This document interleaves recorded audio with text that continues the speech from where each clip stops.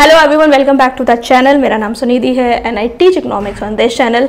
अगर आप इकोनॉमिक्स के किसी भी कोर्स में स्ट्रगल कर रहे हैं तो आप हमारे ऐप को चेकआउट कर सकते हैं। हमारे ऐप पे डिफरेंट कोर्सेज हैं।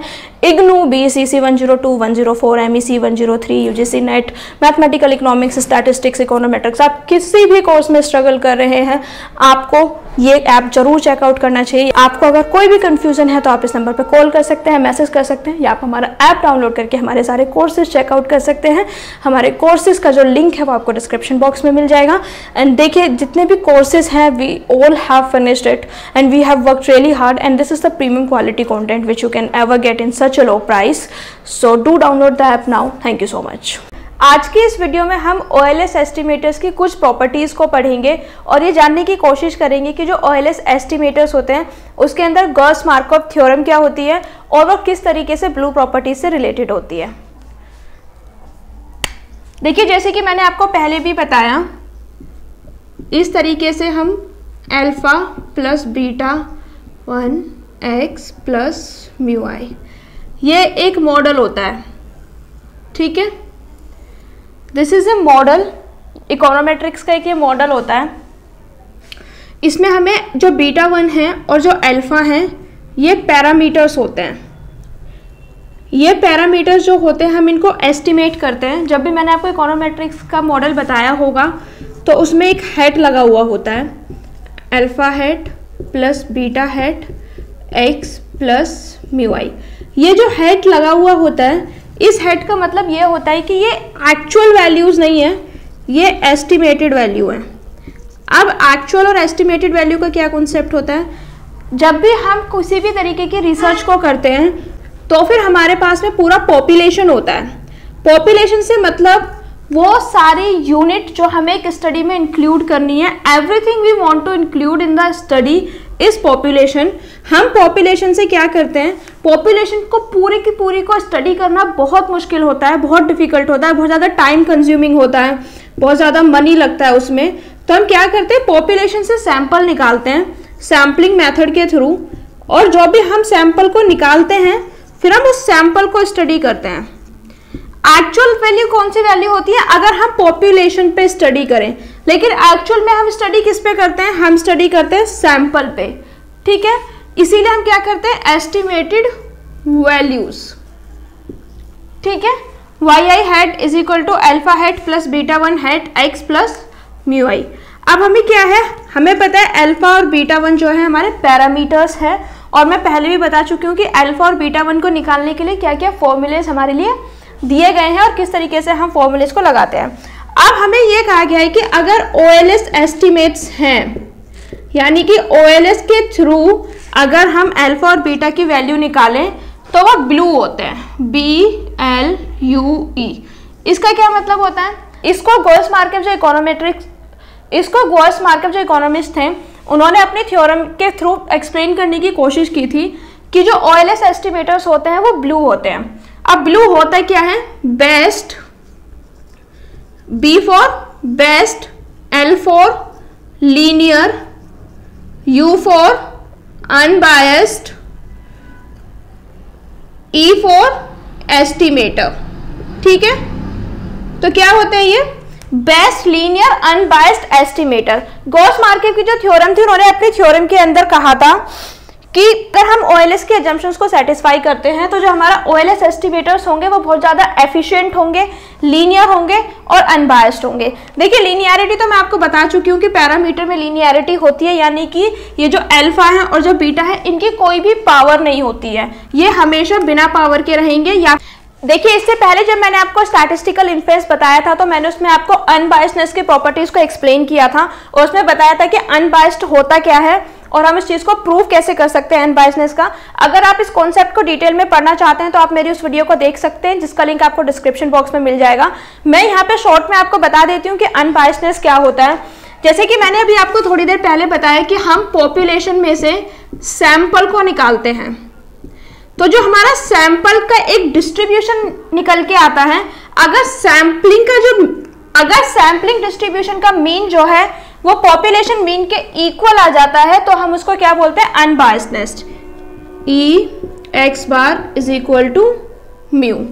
ठीक है, अगर हम पॉपुलेशन के मीन को म्यू से डिनोट करें और सैंपल के मीन को एक्स बार से डिनोट करें, या फिर जो सैंपलिंग का जो डिस्ट्रीब्यूशन है उसको एक्स बार से डिनोट करें, तो इसका जो एक्सपेक्टेड मीन है या फिर इसका जो एवरेज है वो पॉपुलेशन के इक्वल आना चाहिए। E x bar must be equal to mu.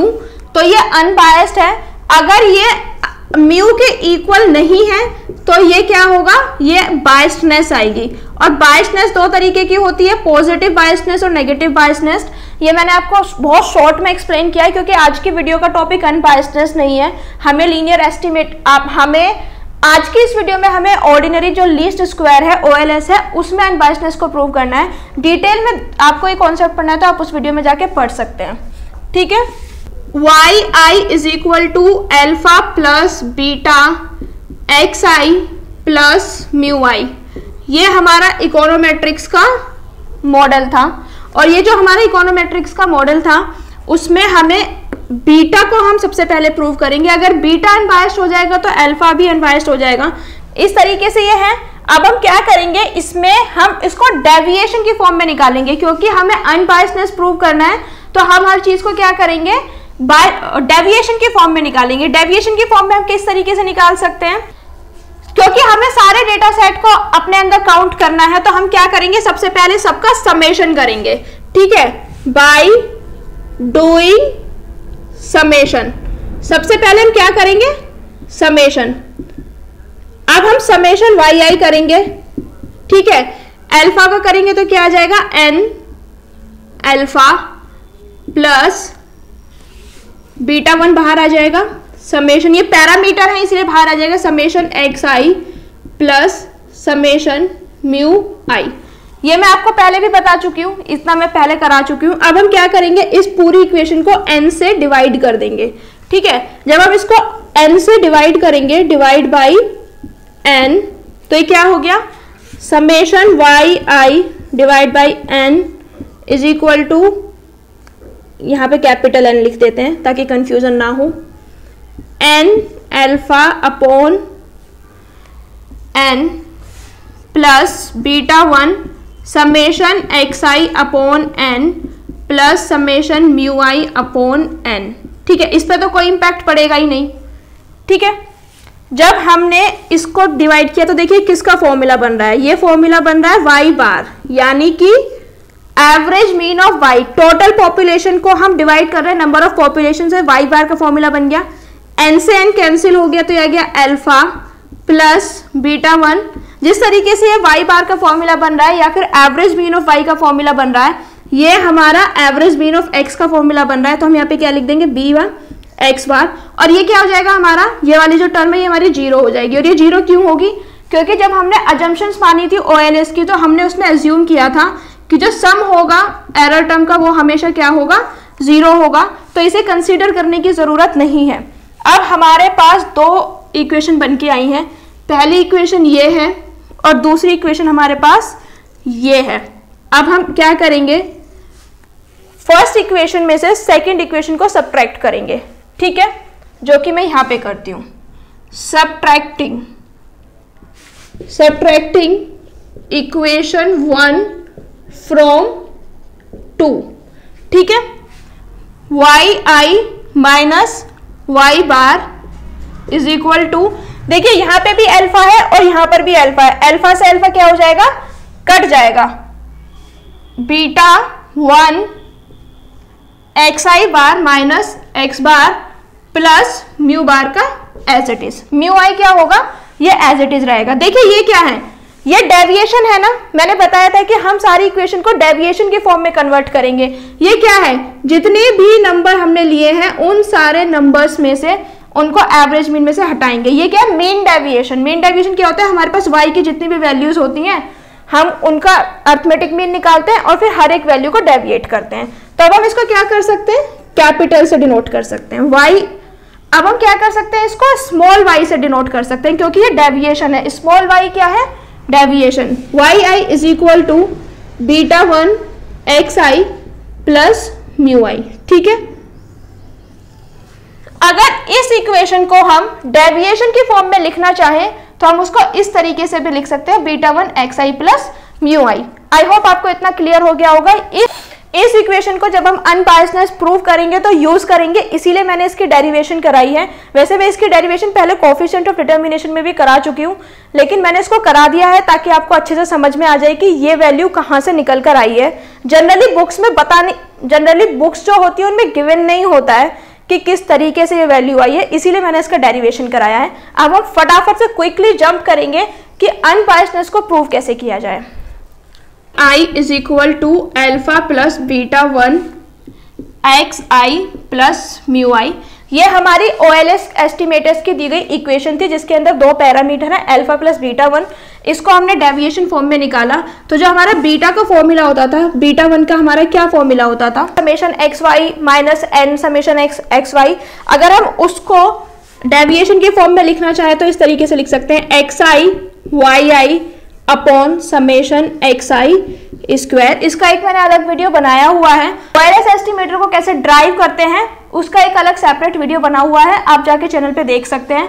तो ये हमारा बीटा 1 की वैल्यू निकल के आ गई है। अब हम क्या करेंगे, beta 1 is equal to summation x i, y i की क्या वैल्यू है, beta 1 x i plus mu i upon summation x i square. कुछ नहीं किया है हमने, केवल यहाँ पे वाई आई की इस वैल्यू को सब्स्टिट्यूट कर दिया है। अब हम क्या करेंगे, ये जो एक टर्म है इसके अंदर मल्टीप्लाई कर देंगे।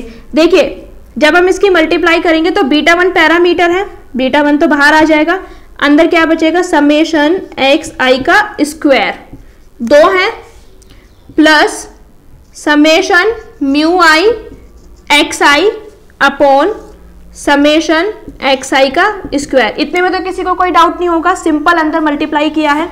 उसके बाद में बीटा 1 इज इक्वल टू, हम अलग अलग लिख लेंगे, अलग अलग किस तरीके से लिखेंगे, beta 1 summation x i square upon summation x i का स्क्वायर। ये जो है डिनोमिनेटर में ये इसके नीचे भी है और इसके नीचे भी है, इसमें तो कोई कंफ्यूजन नहीं होना चाहिए, plus summation mu I x I upon summation x i का स्क्वायर। इतना आपको समझ में आ गया होगा। अब देखिए एक्स आई स्क्वायर से एक्स आई स्क्वायर कट जाएगा, इतने में कोई कंफ्यूजन नहीं होना चाहिए। जब हमने एक्स आई स्क्वायर से एक्स आई स्क्वायर को काट दिया है तो हमारे क्या निकल के आया है, beta 1 is equal to beta 1 plus ये जो बीटा 1 है ये एस्टीमेट है ना, मैंने आपको बताया था कि हम एस्टीमेट को लेके चलेंगे, तो बीटा 1 क्या है, एस्टीमेट, प्लस यहाँ पे क्या है, समेशन ऑफ यू आई। ये टर्म क्या हो जाएगी हमारी, ये टर्म हो जाएगी जीरो।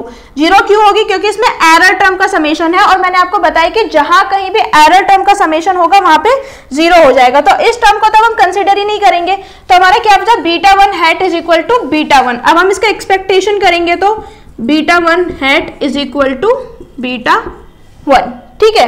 एक्सपेक्टेड वैल्यू क्या आएगी, बीटा 1। देखिए जो सैंपल था ये सैंपल में से था ना, एस्टिमेटेड वैल्यू मैंने बताया था, एस्टिमेटेड वैल्यू सैंपल से निकालते हैं, और ये क्या है बीटा 1, ये पॉपुलेशन का सैंपल मीन। अगर पॉपुलेशन मीन के इक्वल हो जाता है तो इसका मतलब क्या है कि वो पैरामीटर अनबायस्ड है, क्योंकि इसमें सैंपल और पॉपुलेशन के मीन इक्वल हो गए हैं तो ये हमारा अनबायस्ड प्रूव हो जाता है। ब्लू का मतलब होता है बेस्ट लीनियर अनबायस्ड एस्टिमेटर।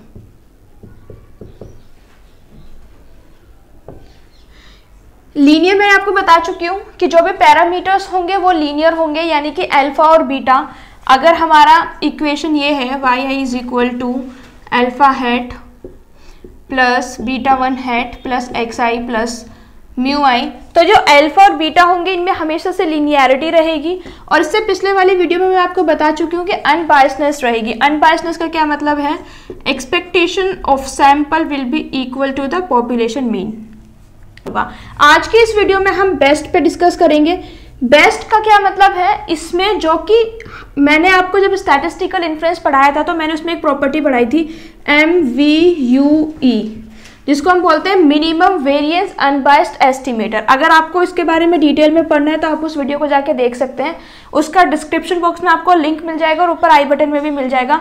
फिलहाल मैं आपको इतना बता देती हूँ कि मिनिमम वेरिएंस का मतलब क्या होता है। अगर हमारे पास n एस्टिमेटर्स हैं और n के n एस्टिमेटर्स जो है वो अनबायस्ड भी हैं और वो लीनियर भी हैं, यानी कि ये दोनों प्रॉपर्टीज को फुलफिल कर रहे हैं, उनमें लीनियरिटी भी है और किसी भी तरीके का बायसनेस भी नहीं है, तब भी हम उस एस्टिमेटर को चूज करेंगे, उस पैरामीटर को चूज करेंगे जिसमें सबसे कम वेरिएंस हो, मिनिमम वेरिएंस। ठीक है, इसका मतलब ये है। बेस्ट का मतलब क्या होता है, मिनिमम वेरिएंस। अब हम ये समझेंगे कि मिनिमम वेरिएंस को हम क्यों देखते हैं। देखिए, वेरिएंस का मतलब होता है डिस्पर्जन, यानी कि डेटा सेट कितना ज्यादा फैला हुआ है। डेटा सेट जितना ज्यादा फैला हुआ होगा उसमें कंसिस्टेंसी जो है वो उतनी ही कम होगी, और जितनी कम कंसिस्टेंसी होगी वो उतना ही बेकार एस्टिमेटर होगा। कंसिस्टेंसी बहुत ज्यादा इंपॉर्टेंट है, और जितनी ज्यादा कंसिस्टेंसी होगी उतना अच्छा एस्टिमेटर होगा, क्योंकि वेरिएंस और कंसिस्टेंसी इनवर्सली रिलेटेड होते हैं, इसीलिए हम मिनिमम वेरिएंस को ढूंढते हैं। आई होप आपको ये क्लियर हो गया होगा। आज की इस वीडियो में हम ये देखने की कोशिश करेंगे कि जो बीटा 1 है वो मिनिमम वेरिएंस कैसे सेटिस्फाई करता है क्राइटेरिया को, और ये मिनिमम वेरिएंस कैसे है। सबसे पहले तो हमें वेरिएंस निकालना पड़ेगा और फिर प्रूव करना पड़ेगा कि ये मिनिमम है। मैं अभी आपको बताती हूँ कि वेरिएंस को कैसे निकालेंगे और फिर हम उसको प्रूव करेंगे कि ये मिनिमम क्यों है। देखिए, इससे पहले वाली वीडियो में जब मैंने आपको अनबायसनेस प्रूव करना सिखाया था, उस वीडियो को आप देख कर आइए, क्योंकि उस वीडियो के कुछ कॉन्सेप्ट्स हम आज यूज करने वाले हैं और उस वीडियो से ही इसको आगे की तरफ बढ़ाया जाएगा। अगर आपने उस वीडियो को नहीं देखा है तो आई वुड रिक्वेस्ट कि आप पहले उस वीडियो को देखिए, ताकि आपको ये आज का वीडियो ज्यादा अच्छे से समझ में आए। जब हमने अनबायसनेस की कंडीशन को पढ़ा था तो उसमें हमने पढ़ा था कि beta hat is equal to beta plus summation x i E i upon summation x i का स्क्वायर। अब हम क्या करेंगे, बीटा को लेफ्ट हैंड साइड पे ले जाएंगे, beta hat minus beta is equal to summation x i E i upon summation x i का स्क्वायर। अब हम क्या करेंगे, इसका एक्सपेक्टेशंस लगा देंगे, beta hat minus beta is equal to, क्योंकि हमारी सबसे पहले प्रायोरिटी जो है वो वेरिएंस को निकालना है, और जब एक्सपेक्टेशन वाले फॉर्मूला होता है उसमें वेरिएंस का फॉर्मूला होता है variance X is equal to E X expectations minus E X का स्क्वायर। और इसी तरीके से अब हम यहाँ पे वेरिएंस निकालेंगे, वेरिएंस को रिप्रेजेंट करते हैं इससे बी। ठीक है, बीटा का हम निकाल रहे हैं इसीलिए यहाँ पे बीटा लिखा है। इसका फॉर्मूला क्या होगा, expectation beta hat minus beta का square. Beta hat minus beta यहाँ पे गिवन है, तो हम क्या करेंगे, इसकी वैल्यू को सब्स्टिट्यूट कर लेंगे। बीटा हैट माइनस बीटा क्या गिवन है, summation x i E i upon summation x i का स्क्वायर, फिर इसका टोटल का होल स्क्वायर। इतना आपको समझ में आ गया होगा। हमने केवल वैल्यू सब्स्टिट्यूट की है, उसके अलावा कुछ भी नहीं किया है। अब हम क्या करेंगे, इस वैल्यू को एक्सपेंड कर देंगे। एक्सपेंड हम किस तरीके से करेंगे, एक्सपेक्टेशन तो हम बाहर ही रखेंगे और अंदर की तरफ क्या करेंगे, 1 अपॉन सिग्मा एक्स आई का स्क्वायर, और अंदर हम क्या करेंगे, जिस तरीके से आई था तो इसको 1 2 n तक लेके एक्सपेंड करने की कोशिश करेंगे। ठीक है, किस तरीके से करेंगे, x1 square e1 square plus x2 square e2 square plus x3 square e3 का स्क्वायर प्लस xn का स्क्वायर en का स्क्वायर। इतने में हमने कुछ भी नहीं किया है, इतने में हमने केवल इसको एक्सपेंड किया है। यहाँ पे स्क्वायर क्यों आया है, क्योंकि ये स्क्वायर है, और यहाँ पे देखिए एक्स आई स्क्वायर तो ऑलरेडी गिवन था और एक ये वाला स्क्वायर भी आएगा, तो हम क्या हो जाएगा, एक्स आई स्क्वायर की पावर 2। ठीक है, अब हम क्या करेंगे, ये जो एक्सपेक्टेशन है इसको अंदर की तरफ लेकर जाएंगे, तो क्या हो गया, 1 upon summation x i square की पावर स्क्वायर, ये तो एज इट इज रहेगा, और बाकी अंदर जो भी वैल्यूज है उन सब में एक्सपेक्टेशन क्या है वो ऐड होता चला जाएगा। जैसे कि x1 का स्क्वायर रहेगा और यहाँ पे e में क्या हो जाएगा एक्सपेक्टेशन, प्लस x2 का स्क्वायर रहेगा e2 का स्क्वायर। तो अंदर क्या करेंगे हम एक्सपेक्टेशंस को लेके जाएंगे, x3 का स्क्वायर e3 का, ऐसे करते करते हम कहां तक लेके जाएंगे n तक लेके जाएंगे en का स्क्वायर। ठीक है, इसके बाद में हम क्या करेंगे, ये x1 x2 x3 xn का स्क्वायर है, इन सबको हम बाहर किस तरीके से कॉमन ले सकते हैं, x, ये सारे ऐड होंगे x1 x2 x3, तो जब ये सारे ऐड होंगे तो क्या आएगा बाहर, समेशन xi का स्क्वायर अपॉन समेशन xi का स्क्वायर का पावर 2। ठीक है, डबल स्क्वायर चल रहा है। अंदर क्या बचेगा, जब हमारा पूरा x वाला पोर्शन बाहर आ गया है तो हमारा अंदर क्या बचेगा, अंदर बचेगा ei का स्क्वायर। ei का स्क्वायर अंदर क्यों बचेगा, क्योंकि देखिए दो टर्म है, एक x है और एक एरर टर्म है, x को हमने यहाँ पे बाहर लिख लिया तो अंदर क्या बचेगा, एरर टर्म बचेगा। अब ये हमारा क्या है, ये हमारा हो जाएगा वेरिएंस, क्योंकि हमने जब OLS मेथड को पढ़ा था तो उसमें ये अज्यूम किया था कि जितनी भी एरर टर्म होंगी उनका वेरिएंस क्या होगा, कांस्टेंट वेरिएंस होगा उनका, यानी कि उनमें क्या होगी, होमोसेडेस्टिसिटी होगी, इसीलिए हमने क्या मान लिया, स्क्वायर। अब यहाँ पे भी xi का स्क्वायर है, xi का स्क्वायर का पावर 2 है, एक xi से दूसरा xi कैंसिल हो गया। अब देखिए हमारी फाइनल जो वेरिएंस की वैल्यू आई है वो क्या निकल के आई है, जो हमारी फाइनल वेरिएंस की वैल्यू निकल के आएगी, नीचे से तो एक समेशन xi स्क्वायर बचेगा और ऊपर सिग्मा स्क्वायर ये बचेगा। ठीक है, तो ये हमारी वेरिएंस की वैल्यू आ गई। जैसे मैंने आपको पहले बताया था कि हमें पहले वेरिएंस निकालना पड़ेगा और फिर उसके बाद में प्रूव करना पड़ेगा कि ये मिनिमम वेरिएंस ही है।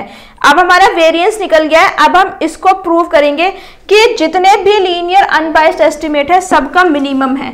इसको प्रूव करने के लिए हमें एक अलग प्रोसीजर की जरूरत पड़ेगी जो मैं अभी आपको समझाती हूँ। ये हमारी वेरिएंस की वैल्यू निकल के आई थी, beta is equal to square upon summation. तो अब हमें मिनिमम वेरिएंस को प्रूव करना है तो हम क्या करेंगे, बीटा स्टार ले लेते हैं, is equal to summation CI YI ले लेते हैं। CI हम अपनी तरफ से ले रहे हैं और ए CI क्या है, CI is equal to summation XI upon summation XI का स्क्वायर प्लस DI। यहाँ पे DI क्या है, DI एक आर्बिट्रेरी कांस्टेंट है। What is DI, DI is arbitrary constant, ये कोई भी एक कांस्टेंट हो सकता है। ठीक है, अब हमारा CI YI है तो मैंने आपको बताया था कि YI की value beta XI plus EI, ये वैल्यू मैंने आपको लास्ट वीडियो में निकालनी सिखाई थी। ठीक है, तो इस वैल्यू को हम यहाँ पे सब्स्टिट्यूट कर देंगे, बीटा XI प्लस EI। अब इसके बाद में हम क्या करेंगे, CI का अंदर मल्टीप्लाई कर देंगे। ठीक है, beta star is equal to summation CI beta XI plus summation CI EI। इतने में कोई डाउट नहीं होना चाहिए। एक डाउट इसमें आता है कि ये बीटा हम अब तक बाहर ले रहे थे, इसमें अंदर क्यों लेंगे, तो बिल्कुल सही बात है, बीटा इसमें क्या आ जाएगा, बाहर आ जाएगा। अब वही एक चीज हमें यूज करनी है कि जो एरर टर्म है, एरर टर्म का सम तो 0 होता है ना, तो ये वैल्यू तो फिर से खत्म हो गई, इस वाली टर्म को तो हम फिर से कंसिडर नहीं करेंगे, क्योंकि CI कुछ भी हो हमारा ये फाइनल टर्म तो 0 ही निकल के आने वाला है ना, 0 से मल्टीप्लाई किसी भी चीज में कर लो वो 0 ही रहने वाला है। तो हमारा फोकस एरिया बचता है ये CI XI। हम ये शो करना चाहते हैं कि ये अनबायस्ड पैरामीटर है, तो हम किस तरीके से अनबायस्ड पैरामीटर को शो कर सकते हैं, ये बीटा स्टार है, ये बीटा है, समेशन CI XI है, एक ही कंडीशन है जिसमें अनबायस्ड ये हो सकता है, और वो कंडीशन क्या है कि हम माने c i x i is equal to 1। अगर ये 1 है तो ये क्या हो जाएगा, beta hat is equal to beta, और फिर अब अगर हम इनका एक्सपेक्टेशन कर दें, expectation beta hat is equal to beta, ये अनबायस्ड प्रूव हो गया। लेकिन उसमें क्या कंडीशन है कि ये हमारा 1 होगी, ये वाली टर्म 1 होगी और ये वाली टर्म 0 होगी। ये 0 अजम्पशन के बेसिस पे होगी और ये 1 हमने अपनी तरफ से अभी एक्सप्लिसिटली एज्यूम किया है। अब हमें देखना है कि सी हमने क्या माना था, सी आई हमारा था summation x I upon summation x i square plus D. Beta में हमारी दो टर्म है सी आई और एक्स आई, इसमें हम एक्स आई की मल्टीप्लाई करेंगे। इस टर्म में अगर हम एक्स आई की मल्टीप्लाई करेंगे तो कैसे बनेगा, समेशन एक्स आई का square upon summation x i square upon summation x i square plus d i x i. इतने में कोई कंफ्यूजन है? यहाँ पे हमारी term c i x i given थी, यहाँ पे सी आई गिवन है, तो हमने इस टर्म को सी आई एक्स आई में कन्वर्ट करने की कोशिश की है। इसको हम सी आई एक्स आई में कन्वर्ट कैसे करेंगे, इसकी एक्स आई में मल्टीप्लाई करके। जब हम इसकी एक्स आई में मल्टीप्लाई करेंगे तो ये वैल्यू निकल के आएगी, ठीक है, summation x i square upon summation x i square plus d i x I. Summation x i square से summation x i square cut जाएगा। इतने में किसी को कोई कंफ्यूजन है? और ये हमारा बन के आएगा ये summation 1 plus summation d i x i. इतने में कोई कंफ्यूजन? इतने में कोई भी कंफ्यूजन आपको नहीं होना चाहिए। तो अब हमारे पास दो कंडीशन क्या निकल के आती हैं कि expectation beta is equal to beta तब होगा जब ये 0 हो जाए, ठीक है, यानी कि beta hat is equal to beta तब होगा जब ये 0 हो जाए। बेसिकली वही बात जो हम यहाँ पे करने की कोशिश कर रहे थे।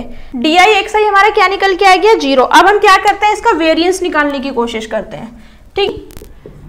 बी स्टार माइनस बीटा का स्क्वायर, सेम तरीके से फॉर्मूला, सेम तरीके से वेरिएंस निकलेगा, ई समेशन सी आई ई आई का स्क्वायर, जैसे कि मैंने आपको पहले निकालना बताया था। इस टर्म से हम निकाल देंगे, एक्सपेक्टेशन बीटा उधर चला जाएगा। अगर देखिए ये जो हमने 1 मान लिया है तो ये हमारी पूरी टर्म इस तरीके से बचती है ना, सी आई ई आई। अगर हम इसको 1 मान लेते हैं तो expectation beta star minus beta is equal to summation C I E I. Same वही कॉन्सेप्ट जब ये थोड़ी देर पहले एक्सप्लेन किया था, तो हमने सी आई ई आई स्क्वायर को यहाँ पे लिखा है। उसके बाद में हमने क्या किया है, क्योंकि हम जानते हैं ये होमोसेडेस्टिक होता है, और ई आई स्क्वायर सी आई एक्सपेक्टेशन का जो वो वेरिएंस निकलेगा उसको हम क्या करेंगे, वो कांस्टेंट होगा तो उसको सिग्मा बोल देंगे, समेशन सी आई का स्क्वायर। इतने में कोई डाउट? अब हम c की वैल्यू क्या है, ये जो c की वैल्यू है उसको यहाँ पे सब्स्टिट्यूट करेंगे। क्या ये जो सी आई की वैल्यू है, देखिए सी आई की वैल्यू जो हमने मानी थी हम उसको यहाँ पे सब्स्टिट्यूट करेंगे। सी आई की वैल्यू क्या है, x I upon x i का स्क्वायर प्लस समेशन डी आई। क्योंकि यहाँ पे स्क्वायर है तो इसको स्क्वायर कर देंगे। अब मैं यहाँ पे कर रही हूँ summation square is equal to, देखिए a plus B square, a plus B square का फॉर्मूला लगाएंगे तो क्या होगा, a प्लस बी स्क्वायर का फॉर्मूला यहाँ पे लगाएंगे, a square plus B square plus 2ab। ये a है ये b है। सबसे पहले a स्क्वायर कीजिए, x I upon x i का स्क्वायर प्लस बी स्क्वायर क्या होगा, समेशन डी आई का square plus 2 xi upon xi का स्क्वायर इंटू डी आई का डी आई, क्योंकि 2ab होगा, ठीक है। इतना आपको समझ में आ गया होगा। अब ये हम इसको किस तरीके से लिख सकते हैं, is equal to sigma square upon summation xi square. Same way हम इसको लिख सकते हैं स्क्वायर डी आई का स्क्वायर, ठीक है। ये हमने किस तरीके से लिख लिया, क्योंकि अगर आप इसको थोड़ा सा भी मैनिपुलेट करेंगे, समझने की कोशिश करेंगे, तो वेरिएंस के फॉर्मूले इसमें दो बन रहे हैं। एक तो इसमें x के साथ वेरिएंस का फॉर्मूला बन रहा है, ये भी वेरिएंस का फॉर्मूला है, और सेम वे ये भी वेरिएंस का फॉर्मूला है। ये हमारा वेरिएंस वो है जो बीटा का था, ठीक है। अब हम इसको किस तरीके से लिख सकते हैं, ये हमारा किसका वेरिएंस था, वेरिएंस बीटा का फॉर्मूला था, ठीक है। देखिए ये वेरिएंस बीटा का फॉर्मूला आ गया और साथ में हमारा ये कुछ एक एक्स्ट्रा टर्म भी आ गई है। देखिए जो समेशन स्क्वायर बी होगा वो या तो इससे ज्यादा होगा या फिर इसके इक्वल होगा। डी की वैल्यू कम से कम 0 हो सकती है और 1 भी हो सकती है, ठीक है। तो डी की वैल्यू अगर 0 या 1 है, कितनी भी कम हो जाए तब भी यही हमें मिनिमम वेरिएंस देगा, ठीक है। इस केस में ज्यादा वेरिएंस हो ही नहीं सकता है और ये हमें बीटा जो है वो मिनिमम वेरिएंस देगा, इसीलिए ये बेस्ट लीनियर अनबायस्ड एस्टिमेटर है। और इसी से हमने गॉस-मार्कव की थ्योरम को भी प्रूव किया है और ये भी बताया है कि ये सबसे बेस्ट और एफिशिएंट हमारे पास एस्टिमेटर है। आई होप आज का वीडियो आपको समझ में आया होगा और आपको ये भी समझ में आया होगा कि हम ब्लू एस्टिमेटर्स को कैसे प्रूव कर सकते हैं, कैसे हम बता सकते हैं कि जो OLS एस्टिमेट्स हैं वो बेस्ट लीनियर अनबायस्ड एस्टिमेटर हैं। अगर आपको मेरा वीडियो अच्छा लगा तो please like it, share it with your friends, subscribe to the channel. Subscribe करने के बाद नोटिफिकेशन बेल को ज़रूर ऑन करें ताकि नेक्स्ट वीडियो आपको जल्द से जल्द मिले। Until next time, thank you so much.